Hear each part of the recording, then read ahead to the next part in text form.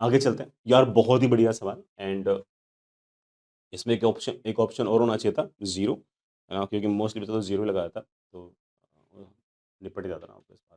बहुत ही बढ़िया सवाल। मैंने जानबूझ के ये वाला सवाल इसलिए लिया कि इस सवाल के कारण बच्चा केसीएल या केवीएल है ना अप्लाई करेगा और उसकी प्रैक्टिस अच्छी हो जाएगी। मैंने इस कारण से बड़ा जानबूझ के ये वाला सवाल लिया है, और कॉन्सेप्चुअली बड़ा ऑफ कोर्स बढ़िया सवाल है आपके पास। 4 आर्म्स हैं व्हीटस्टोन ब्रिज के। जैसे व्हीटस्टोन ब्रिज नाम सुनने में आता है और मोस्टली बच्चों के मन में तो वो जीरो वाली बात आ जाती है, ठीक है। रेजिस्टेंसेस दे रखे हैं 100, 10, 60, 5, 100 इंटू 5, 500, 10 इंटू 60, 600। इसका मतलब बैलेंस्ड व्हीटस्टोन ब्रिज नहीं है। गैलोमीटर दे रखा है 15 ओम रेजिस्टेंस का, ठीक है। Calculate the current through galvanometer when potential difference of 10 volt is applied across AC.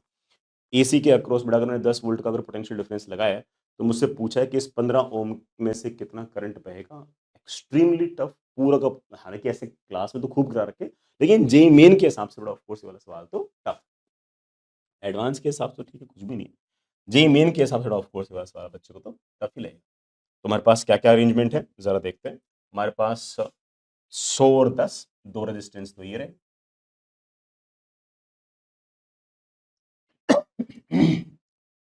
This is 100 ohm, this is 10 ओम,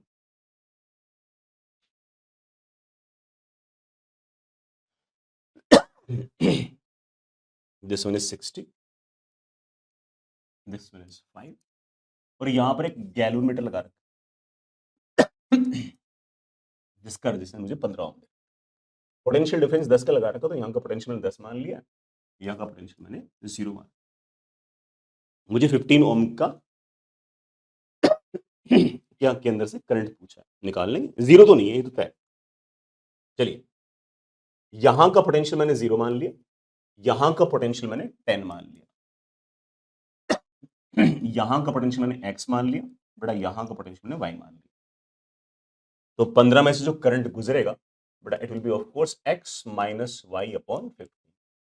तो मुद्दा ये है कि x और y निकाल दो। अगर x और y निकाल दिया तो हमारा काम बन जाएगा, है ना। मुझे x और y निकालना है, निकाल देंगे। x निकालने के लिए आप इस पॉइंट पर केसीएल लगा दो, बेटा लगाओ।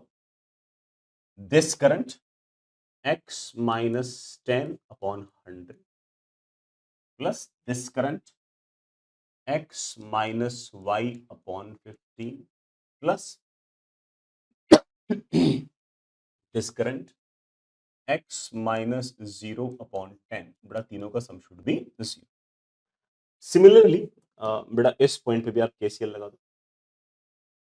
This current y minus 10 upon 60, बेटा y माइनस x अपॉन 50, ये क्या था, y माइनस 0 अपॉन 5। तीनों का sum should be equal to 0। तीनों का sum should be equal to 0, है ना। बेटा ऐसे ही सॉल्व करते बेटा मेरे पास x और y की वैल्यू जाएगी। x की बेटा वैल्यू मेरे ख्याल से 0.86 समथिंग कुछ आएगी, और बेटा y की वैल्यू बेटा मेरे ख्याल से 0.79 ऐसे समथिंग कुछ आएगी। बेटा जैसे आप उन दोनों की वैल्यूज रखोगे फटाक से बेटा आपका आंसर आ जाएगा। बेटा मेरे ख्याल से 4.87 माइक्रो एम्पियर करंट आएगा। आप में से बेटा कोई कंफर्म करना चाहे तो कर सकते हैं, ठीक है ना। आई रियली होप बेटा समझ में आ गया होगा।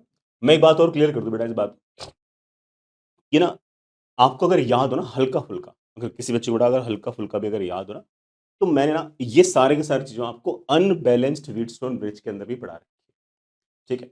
हालांकि मैंने आपको वहां पर बेटा स्टार डेल्टा मेथड वगैरह भी आपको सिखाया था, पता नहीं किसी बच्चे को याद होगा या नहीं होगा।